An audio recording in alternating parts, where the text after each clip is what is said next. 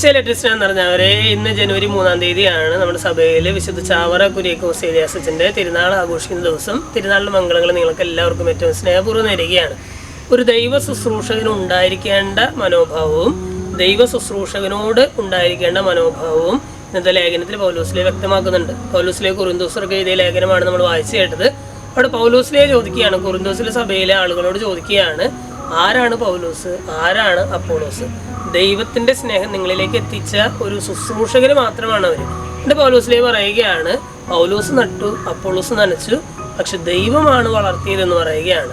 നടുന്നവനോ നനയ്ക്കുന്നവനോ അല്ല പ്രാധാന്യം, മറിച്ച് വളർത്തുന്നവനായ ദൈവത്തിനാണ് പ്രാധാന്യം എന്ന് പറയുകയാണ്. നിങ്ങളിത് കേട്ടുകൊണ്ടിരിക്കുന്ന നിങ്ങൾ ഒരു ദൈവ ശുശ്രൂഷകനാണെങ്കിൽ, ഒരു പക്ഷേ ദൈവവചനം മറ്റുള്ളവരിലേക്ക് എത്തിക്കുന്ന ഒരു ശുശ്രൂഷ ചെറിയ തരത്തിലെങ്കിലും നിങ്ങൾ ചെയ്യുന്നുണ്ടെങ്കിൽ നമുക്ക് ഉണ്ടായിരിക്കേണ്ട ഒരു മനോഭാവം ഇതാണ്: ഞാനൊന്നുമല്ല, അതായത് ഞാൻ നനയ്ക്കുന്നു അല്ലെങ്കിൽ നടുന്നു, ആ വളർത്തുന്നവനായ ദൈവത്തിനാണ് പ്രാധാന്യം എന്നുള്ളൊരു ബോധം നമ്മുടെ ഉള്ളിലുണ്ടാകണം.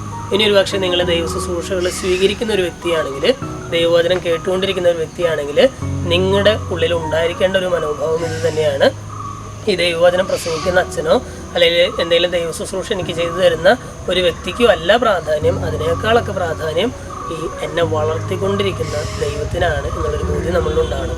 സ്നേഹമുള്ളവർ, ഇന്നത്തെ ദൈവവചന ഭാഗം വായിച്ചു കഴിയുമ്പോൾ ഈ ഒരു ബോധ്യം നമ്മൾ വളർത്തിയെടുക്കാനുള്ള ഒരു കൃതിക്കായിട്ട് പ്രാർത്ഥിക്കാം. ദൈവം നമ്മളെല്ലാവരെയും സമൃദ്ധമായിട്ട് അനുഗ്രഹിക്കും.